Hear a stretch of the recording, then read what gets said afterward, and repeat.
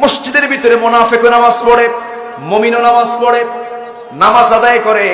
নবীর পিছনে ইক্তেদা করেছিল মুনাফিকদের নেতাগুলো, মুনাফিকরা নবীর পিছনে পিছনে ইক্তেদা করত। কিন্তু উহুদ যুদ্ধের ডাক যখন চলে এলো, উহুদ যুদ্ধের দিন মুনাফিকরা কি নবীর সঙ্গে যুদ্ধে গেছে? আসতে বলবেন না গেছে?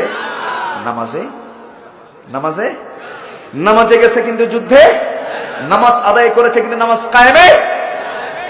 কায়েমে যায় নাই। এটাই হলো তফাৎ। ইমানদারকে কখনো মসজিদে চেনা যাবে না। মসজিদে মুনাফিকেরও বসবাস, মসজিদে ইমানদারেরও বসবাস, কিন্তু জিহাদের ময়দানে শুধু একমাত্র সলিড ইমানদারের বসবাস। যেরকম সুবহানাল্লাহ। উহুদ যুদ্ধের দিন আমি যতবার মক্কা মদিনায় সফর করেছি, মক্কায় ঢুকলে আমি চলে যেতাম আগে বদরে, মদিনায় ঢুকলে আমি চলে যাই উহুদের প্রান্তরে। ওই উহুদের প্রান্তরে সাইয়্যিদুশ শুহাদা আমির হামজা রাদিয়াল্লাহু তাআলা আনহু, তার কবরটা সেখানে দাফন করা হয়েছে। তার কবরে একই কবরে দাফন হয়েছেন আব্দুল্লাহ বিন জাহাশ রাদিয়াল্লাহু তাআলা আনহু। সবার কবর ভিন্ন ভিন্ন ছিল, কিন্তু রাসূল যখন দেখলেন তার নিজের চাচা আমির হামজার গোটা শরীরের যে চিত্র, আব্দুল্লাহ বিন জাহাশের শরীরের যে চিত্র, সেম একই অবস্থা। শরীর চেনা যায় না, চেহারা চেনা যায় না, বিকৃত করে ফেলেছিল কাফের মুশরিকরা। আব্দুল্লাহ বিন জাহাশ আল্লাহর দরবারে যুদ্ধে যাওয়ার আগে দোয়া করেছেন, আল্লাহ তাআলা আমি যখন জিহাদে যাব, সংগ্রাম যেন আমি করতে পারি, বাতিলদের যেন মোকাবেলা আমি করতে পারি। কিন্তু আল্লাহ এক পর্যায়ে আমি যেন শহীদ হয়ে যাই, কাফিররা যেন আমাকে আক্রমণ করে বসে, তারা আমাকে শহীদ করে যেন ফেলে।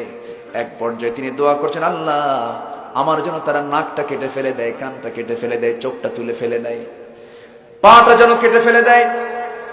এই অবস্থায় যখন আমি দুনিয়া থেকে বিদায় হয়ে যাব, হাসরের ময়দানে তোমার সামনে যখন আমি নাক কাটা, কান কাটা, পা কাটা, অঙ্গহানি দেহ নিয়ে, রক্তাক্ত দেহ নিয়ে যখন তোমার সামনে হাজির হব, তুমি আমাকে প্রশ্ন করবে, ফিমা যদি আনফুক উযুনুক, তোর নাকটা কেন কাটা, কানটা কেন কাটা? সবার তো এরকম কাটা ফাটা নাই, রক্তাক্ত কেন? সেই সময় আমি আব্দুল্লাহ বলবো, আল্লাহ তোমার জমিনে তোমার নামাজ কায়েমের জন্য, তোমার দিন কায়েমের জন্য কাফেররা আমার নাক কেটে নিয়েছে, পা কেটে নিয়েছে।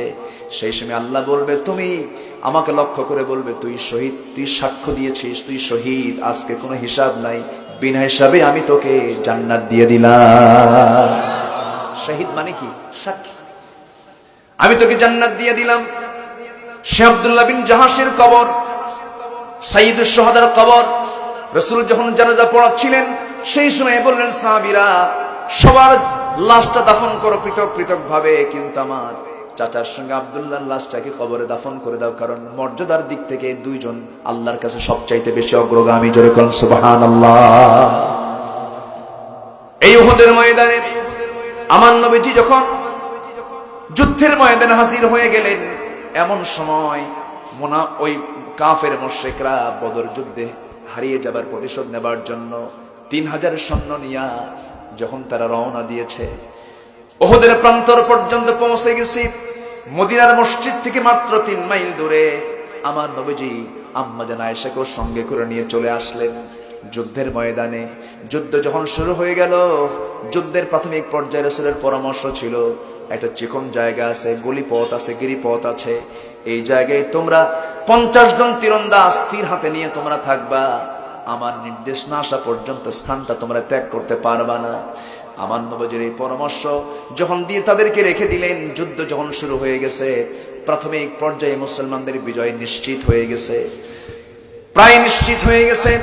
সাহাবীরা তরবারি ফেলে দিয়েছেন, তরবারি ছেড়ে দিয়েছেন, তরবারি রেখে দিয়েছেন। এমন সময় ওই 50 জন তীরন্দাজ মনে করেছেন জিহাদ তো থেমে গেছে, যুদ্ধ থেমে গেছে, সেই জায়গার স্থানটা ত্যাগ করে তারাও তরবারি ছাড়া বসে আছে।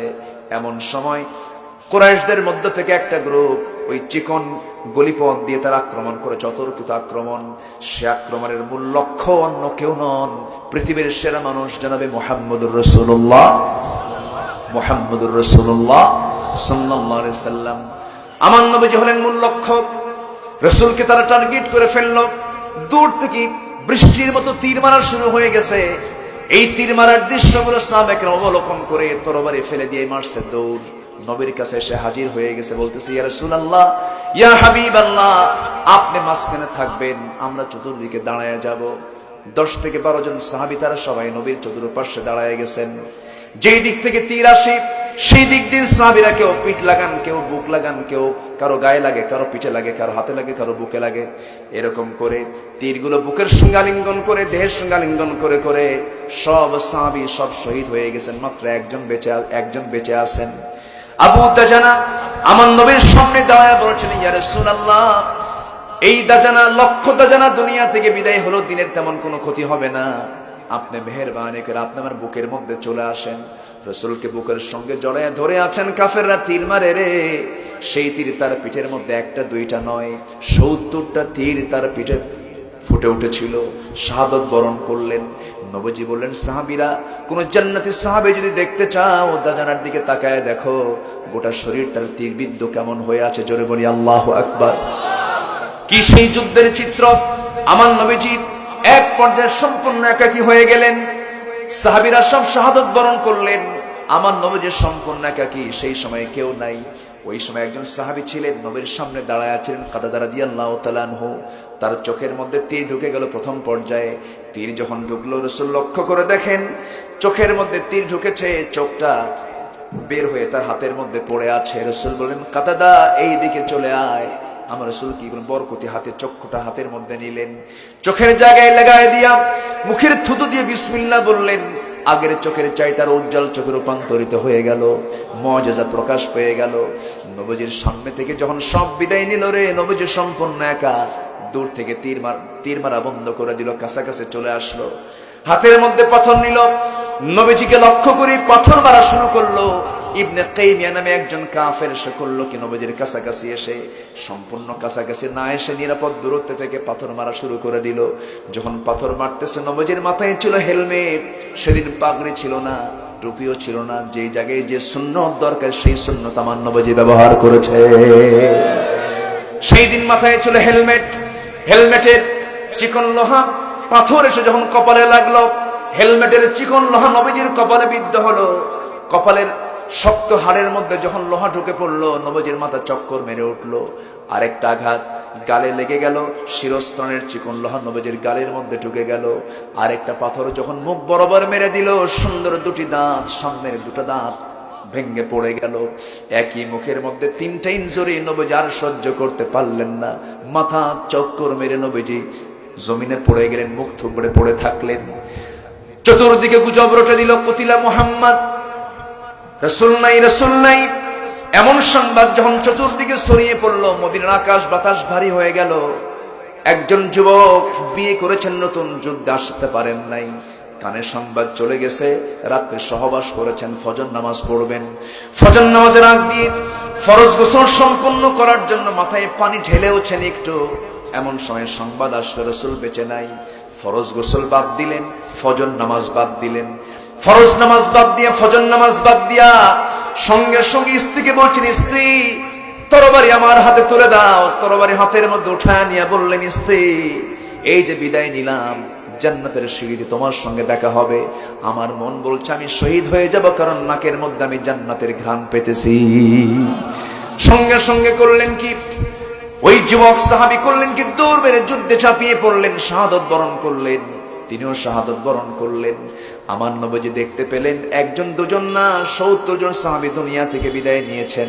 এইদিকে আমার নবীজির মাথায় হেলমেটের সে লোহাটা বিদ্ধ হয়ে আছে, মুখ থুবড়ে পড়ে আছেন। হযরত আলী রাদিয়াল্লাহু তাআলা আনহু আরেকটা বর্ণনায় আসছে, তালহা বিন উবাইদুল্লাহ রাদিয়াল্লাহু তাআলা আনহু দৌড়িয়ে দৌড়িয়ে গোটা উহুদের ময়দান তন্ন তন্ন করে খুঁজতেছেন, রাসূল নাই, রাসূল নাই। সব পাগলের মতো হয়ে গেছে।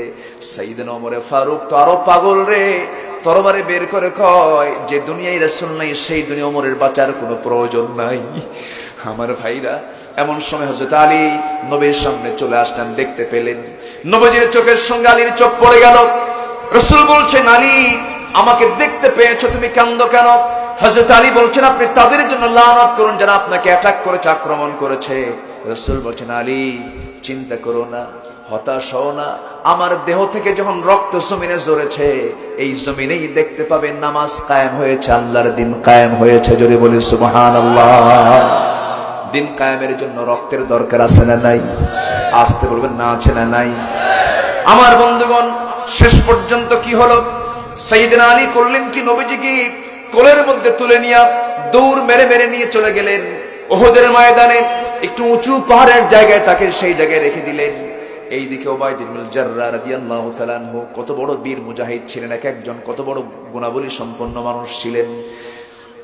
এই সাহাবী উবাইদা করলেন কি, দৌড় মেরে গিয়ে নবীর পাশে গিয়ে আস্তে করে পাগলের মতো বসে গেলেন। কপালের লোহা দেখে কান্দে, কি করি কি করি, নবীজির লোহাটা কেমনে বের করি। হাতটা দিলেন, হাতটা দিয়ে ভাবতেছেন জোরে টান দিলে পরে নবীজির কষ্ট হবে, আস্তে টান দিলেও নবীজির কষ্ট হবে, তবে জোরে টান দিলে পরে নবীজির কষ্টটা কম হবে, হাত দিয়ে টান দিলে পরে নবীজির কষ্ট বেড়ে যাবে। দাঁতটা লাগায় দিই। চিকন লোহায় দাঁত লাগায় দিয়েছেন। দাঁত লাগায় দিয়া নবীজির কষ্ট যেন কম হয় এটা মনে করি নিজের দাঁতের দিকে খেয়াল না করে এমন জোরে একটা টান মারলেন, লোহাটা এক চোটে বের হয়ে আসলো, সামনের দুটো দাঁত ভেঙে গেল। রাসূল বলছেন, ওবায়দা আস্তে টান দিলে তোমার দাঁতটা ভাঙতো না, খামাকা নষ্ট করলে কেন দাঁতটা? ওবায়দা বলছেন, হুজুর দাঁত কেন, কলিজা ছিঁড়ে দিলেও আমার বিন্দু পরিমাণ কোনো কষ্ট নাই। জোরে বলেন সুবহানাল্লাহ। আমার নবীজি খুব খুশি হয়ে গেলেন। এরপরে মাথায় ব্যান্ডেজ লাগিয়ে দেওয়া হলো। নবীজির কপালে লোহা রক্ত, দাঁতে শিরস্থানের লোহাটা বের করে নেওয়া হলো। সামনের দুটো দাঁত পড়ে গেল। নবীজি খেতে পারছেন না, নরম নরম খাবারগুলো তুলে দেওয়া হয়। নরম নরম খাবারগুলো রাসূলকে তুলে দেওয়া হচ্ছিল। শহীদের ঈদগাহে আমার নবীজি দাঁড়ায় আছেন, কপালে ব্যান্ডেজ, রক্তাক্ত দেহ, উহুদের ময়দান রক্ত দিয়ে সয়লাভ হয়ে আছে। ৭০ জন সাহাবীর লাশ আমার নবীজি একটা একটা করে জানাজা সম্পন্ন করলেন। সবার যখন জানাজা সম্পন্ন হয়ে গেছে, দূর থেকে বোরকা পরে পরে কে যেন আসে রে। রাসূল বলছেন, দেখো তো কোন মহিলা আসে। বলছে, ইয়া রাসূলুল্লাহ, আমার স্বামী যুদ্ধে এসে মনে হয় শহীদ হয়ে গেছেন। আমার স্বামী যদি শহীদ হয়ে থাকে তার গোসলের প্রয়োজন আছে, কারণ তার ফরজ গোসলটা বাদ আছে। কে? তোমার স্বামীর নামটা কেউ? আমার স্বামীর নাম হানজালা। আমার রাসূল বলছেন, আহারে দেখো তো হানজালা কোথায়, তন্ন তন্ন করে খুঁজে পাওয়া যাচ্ছে না। জিবরিল আমিন বলছেন, ইয়া রাসূলুল্লাহ, হানজালা এমন কাজ করেছে তার গোসল দুনিয়ার পানি দিয়ে নয়, জান্নাতের পানির বাজেট পাস হয়ে গেছে। জান্নাতের পানির বাজেট পাস হয়ে গেছে। জান্নাতের পানি দিয়ে জান্নাতি গোসল করাচ্ছে ফেরেশতারা। কাঁধে বহন করে ফেরেশতারা যখন নিয়ে আসতেছিলেন, লাশ যখন সামনে রাখা হলো, নবীজি জানাজা সম্পূর্ণ করায়া বলছেন, সাহাবীরা রে দেখ, আমার হানজালা লম্বা লম্বা চুল দিয়ে এখনো বেহেশতের পানিগুলো টপ টপ করে পড়ে। জোরে কোন সুবহানাল্লাহ। শহীদের দাম আছে না নাই? সবচেয়ে কম না সবচেয়ে বেশি? জান্নাতের রাজপথ হলো শহীদের পথ, জান্নাতের রাজপথ হলো শাহাদাতের পথ। সমস্ত ব্যক্তির কবরে প্রশ্ন হবে, সকল মুসলমানকে কবরে 3টা প্রশ্নের জবাব দিতে হবে, কিন্তু স্পেশালি শহীদের জন্য কোনো প্রশ্নই নাই। একটু আস্তে কোন সুবহানাল্লাহ, আরো জোরে কোন সুবহানাল্লাহ। কার জন্য প্রশ্ন নাই? শহীদের জন্য কোনো, কারণ সে নিজেই সাক্ষী, নিজে কি, তার জন্য কোনো প্রশ্ন নাই। আমার বন্ধুগণ, সেই জন্য নামাজ কায়েমের ক্ষেত্রে আমরা পিছপা হব না, সামনের দিকে এগিয়ে আসবো। নামাজ পড়লে শুধু হবে না, নামাজ কায়েমের সংগ্রাম করতে হবে। নামাজের পরিবেশ সৃষ্টি করতে হবে। আমার নবীজি শুধু 5 ওয়াক্ত নামাজ পড়েন নাই, নামাজ কায়েমের জন্য তিনি রক্ত ঝরিয়েছেন। আমরা এই কাজ আঞ্জাম দেব। জোরে বলি ইনশাআল্লাহ।